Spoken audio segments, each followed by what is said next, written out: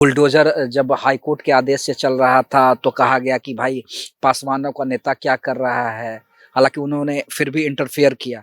तो इस तरह की जब खबरें प्लांट की जाती है, जब उनके आलोचक बढ़ते हैं, तो इसे कैसे देखते हैं? बेहतरीन से बेहतरीन प्रदर्शन करेंगे। आज चिराग पासवान जी सिर्फ बिहार तक सीमित नहीं है। तो इस साल को याद कैसे करेंगे और नए साल के लिए टारगेट क्या है? बंगाल और इ असम लड़ रहे हैं चिराग पासवान, एलजेपी लड़ रही है, बीजेपी गठबंधन में शामिल करेगी और नहीं शामिल करेगी फिर भी लड़ेंगे। क्या चिराग पासवान के हनुमान अपनी पार्टी के लिए ये दावा कर सकते हैं? अगर मेरे राजनीति के एंट्री का जो कहते हैं बर्थ सर्टिफिकेट, उसमें अगर मेरे नेता चिराग पासवान जी का साइन है, तो वेद पांडे का राजनीति का अगर डेथ सर्टिफिकेट भी होगा, तो उसमें हमारे नेता आदरणीय चिराग पासवान जी का साथ होगा। 26 में यात्रा उत्रा कर रहे हैं बिहार में, क्या कि प्रोग्राम तो बनने की तैयारी होगी, क्योंकि दावा किया गया था कि पूरे बिहार में चिराग पासवान घूमेंगे।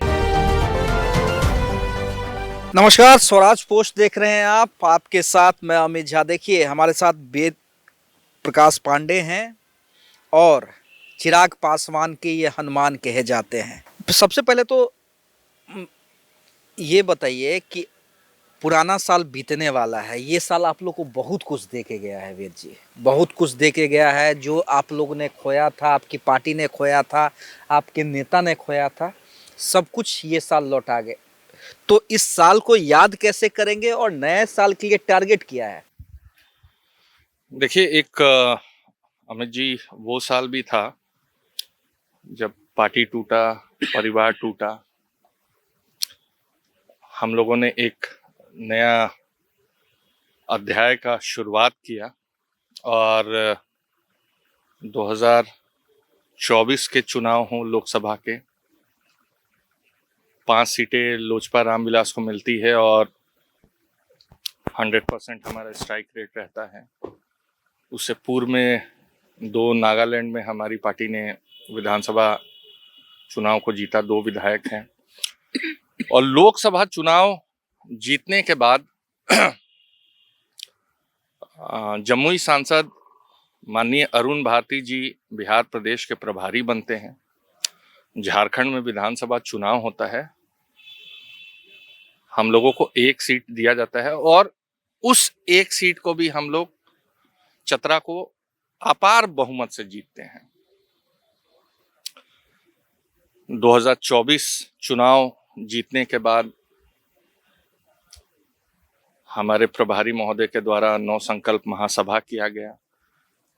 पार्टी में एक नई ऊर्जा, नई जान फूंकी गई। सारे कार्यकर्ता पुनः फिर से एक बार 2025 के चुनाव के लिए लग गए। जिलों में बैठक हुई, पंचायत से लेकर बूथ स्तरीय कार्यक्रम हुआ और ये जीत एक ऐसी जीत है जिसको हमारे संस्थापक श्रद्धेय रामविलास पासवान जी देखना चाहते थे और उस चीज को हमारे नेता आदरणीय चिराग पासवान जी ने पूरा किया। 2024 भी हम लोगों के लिए अच्छा था, 2025 भी हम लोगों के लिए अच्छा था और मैं आपके माध्यम से कहना चाह रहा हूं कि कहीं ना कहीं 2021 भी हम लोगों के लिए अच्छा था। 21 अच्छा था? बिल्कुल अच्छा था। कभी कदार कुछ ऐसा समय आता है जब निर्णय लेने का एक कठोर समय होता है कि आप किस निर्णय पे जा सकते हैं, और वो निर्णय ऐसा था हमारे नेता आदरणीय चिराग पासवान जी का, जिसने वाकई में एक इतिहास लिखने का काम किया। और मैं बोलता हूं कि हमारे नेता श्रद्धेय रामविलास पासवान जी को अगर सच्ची श्रद्धांजलि देने का काम किया पूरे लोजपा परिवार ने और हमारे आदरणीय नेता चिराग पासवान जी ने, तो वो 2025 के चुनाव में करने का काम। 26 में क्या होगा? 26 में बंगाल और असम लड़ रहे हैं चिराग पासवान, एलजेपी लड़ रही है, बीजेपी गठबंधन में शामिल करेगी और नहीं शामिल करेगी फिर भी लड़ेंगे। क्या चिराग पासवान के हनुमान अपनी पार्टी के लिए दावा कर सकते हैं? जी देखिए, 2026 का चुनाव असम और बंगाल का बिल्कुल लड़ेंगे। हमारे माननीय सांसद खगड़िया राजेश वर्मा जी को चुनाव प्रभारी वहां बतौर नियुक्त किया गया है और पूर्व में भी चुनाव के रणनीतियों में राजेश वर्मा जी का काफी योगदान रहा।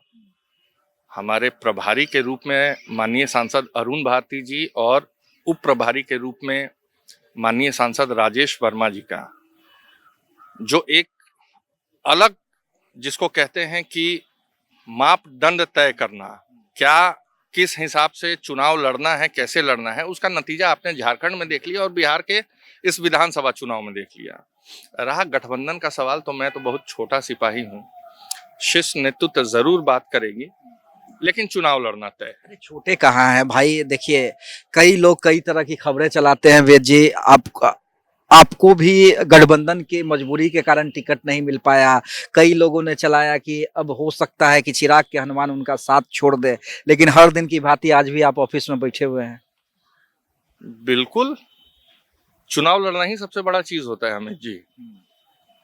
मैं तो सिर्फ ये कहूंगा कि हर रोज की तरह आज हम कार्यालय आते हैं, लोग बैठते हैं, मिलते हैं, जो हर संभव मदद होता है वो करते हैं। और राजनीति का एक उसूल है जो मैं मानता हूं, कहीं ना कहीं इसमें हमारे पिता, हमारी माता, हमारे बड़े भाई, हमारी पत्नी और खास करके हमारे नेता आदरणीय चिराग पासवान जी से जो हमको सीख मिला है, अगर मेरे राजनीति के एंट्री का जो कहते हैं बर्थ सर्टिफिकेट, उसमें अगर मेरे नेता चिराग पासवान जी का साइन है, तो वेद पांडे का राजनीति का अगर डेथ सर्टिफिकेट भी होगा तो उसमें हमारे नेता आदरणीय चिराग पासवान जी का साथ होगा।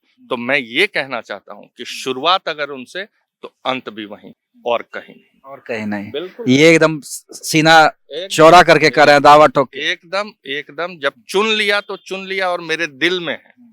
शरीर का सबसे महत्वपूर्ण अंग होता है दिल। तो 30 में तो ये हनुमान 30 में चिराग पासवान के लिए क्या सपना देख रहा है? 30 में वही देख रहे हैं, क्या कि 25 में भी देख रहे थे। 25 में तो पूरा पोस्टर वोस्टर लगाए ना जी आप लोग, 25 में भी देख रहे लेकिन थे। इस बार नीतीश चाचा रह गए। नहीं, बिल्कुल, देखिए वो चीज तो हमारे नेता आदरणीय चिराग पासवान जी ने पूर्व में ही कहा था कि बिल्कुल पुनः एक बार मुख्यमंत्री के रूप में शपथ लेंगे आदरणीय नीतीश कुमार जी। गार्जियन स्वरूप है, हमारे नेता पहले ही सहमत हैं इन सब चीजों को। हाँ, लेकिन मैं एक युवा नेता हूं और हर पार्टी का एक कार्यकर्ता चाहता है कि उसका नेता भी कभी ना कभी मुख्यमंत्री राज्य का बने। तो मैं भी उसी नाते बोलना चाहता हूं कि मेरे नेता आदरणीय चिराग पासवान जी भी कभी बिहार प्रदेश का कमान संभालें। तो इसके लिए 26 में यात्रा उत्रा कर रहे हैं बिहार में, क्या कि प्रोग्राम तो बनने की तैयारी होगी, क्योंकि दावा किया गया था कि पूरे बिहार में चिराग पासवान घूमेंगे। जी, चिराग पासवान जी कब नहीं घूमे पूरे बिहार में अमित जी? 2021 से मुझे याद है वो दिन कि 2021 से ऐसा कोई दिन नहीं हुआ जब चिराग पासवान जी पूरे बिहार का भ्रमण नहीं किए होंगे। घटनाएं होती थी, वहां पहुंचते थे, कोई निमंत्रण देता था, वहां पहुंचते थे। और सबसे महत्वपूर्ण बात कि अभी कुछ ही दिन पहले हम लोगों को निर्देश आया है हमारे प्रभारी आदरणीय अरुण भारती जी का कि खड़वास खत्म होते ही दही चूड़ा के बाद हम लोग बहुत बड़े पैमाने पे हर जिला में जाएंगे और मेंबरशिप ड्राइव शुरू करेंगे। और ये एक नया लोक जनशक्ति पार्टी रामविलास का ताकत दिखने जा रहा है। और इसको सिर्फ हम बिहार तक ही नहीं, आज जैसे हम नागालैंड में हैं, आज जैसे हम झारखंड में हैं, आज जैसे हम लोग की जीत हुई वहां 2 निगम पार्षद की तेलंगाना में, वैसे ही हम अन्य प्रदेशों में भी अपना बेहतरीन से बेहतरीन प्रदर्शन करेंगे। आज चिराग पासवान जी सिर्फ बिहार तक सीमित नहीं है, पूरे देश में उनका नारा MY समीकरण, महिला युवा। अभी 6 दिन पूर्व का मैं बता रहा हूँ, उत्तर प्रदेश के पूर्व मुख्यमंत्री अखिलेश सिंह जी का मैं एक इंटरव्यू देख रहा था। महिला पत्रकार थी, उन्होंने पूछा कि आपका MY समीकरण राज्यसभा में कहाँ चला जाता है? आप कोई उद्योगपति को ला देते हैं, किसी को ला देते हैं। जब वो कैमरे में घिरते हुए देखे तो उन्होंने, मुझे खुशी हुई कि मेरे नेता को ही परिभाषित किया और उन्हीं के बयान को उन्होंने दिया कि मेरा MY समीकरण महिला और युवा। आप लोग पत्रकार हैं, मुझे याद है हिंदुस्तान का अगर पहला कोई ऐसा लीडर होगा, उस व्यक्ति का नाम है आदरणीय चिराग पासवान, जिसने MY समीकरण को भेदने का काम किया और जात और धर्म से ऊपर उठा करके महिलाओं और युवाओं का नाम देने का काम किया। वेद जी, आखिरी सवाल मेरा, लेकिन चिराग पासवान का कद जिस तरह से बढ़ रहा है, लेकिन उनके आलोचक भी काफी ज्यादा बढ़ रहे हैं। हमेशा कई तरह की खबरें प्लांट की जाती है उनके बारे में। कभी कहा जाता है कि परिवार से बाहर नहीं निकल सकते हैं, माँ को राज्यसभा भेजने की तैयारी है। बुलडोजर जब हाईकोर्ट के आदेश से चल रहा था तो कहा गया कि भाई पासवानों का नेता क्या कर रहा है, हालांकि उन्होंने फिर भी इंटरफेयर किया। तो इस तरह की जब खबरें प्लांट की जाती है, जब उनके आलोचक बढ़ते हैं, तो इसे कैसे देखते हैं वेद? देखिए, मुझे याद है हमारे संस्थापक श्रद्धेय रामविलास पासवान जी कहा करते थे कि राजनीति में जब तक तुम्हारे आलोचक नहीं बढ़े तब तक तुम सफल राजनीति करता नहीं हो।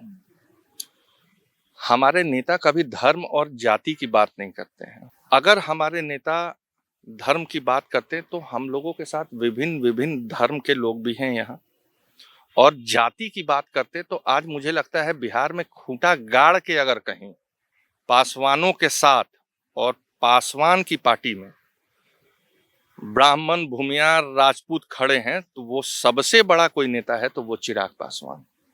हम लोगों को भी अच्छा लगता है, हमारे नेता जाति धर्म की बात नहीं करते हैं।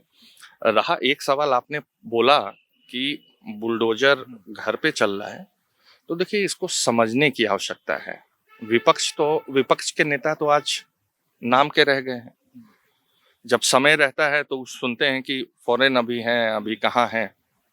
देखिए, ये सुप्रीम कोर्ट का आदेश था और आज ही मैं एक खबर देख रहा था जिसमें बड़ा विस्तृत जानकारी दिया गया था कि प्रधानमंत्री आवास योजना जो गरीबों के लिए है, उसमें सबसे ज्यादा संख्या 1,54,00,000 मकान जो है वो बिहार को मिलने जा रहा है। 1,54,00,000। तो सरकार सुप्रीम कोर्ट के आदेश पे जरूर कठोर कार्रवाई कर रही है, चूंकि कानून है, लेकिन उसकी पैरेलल तरीके से देखें तो उसकी व्यवस्था भी की जा रही है। तो इन सब मुद्दों से कुछ ऐसे हैं नेता जो भटकाते हैं जाति धर्म के नाम पे, अन्यथा बिहार में जो डबल इंजन की सरकार है वो एक नई इतिहास लिखने जा रही है, एक नया विकास का धारा शुरू होने जा रहा है।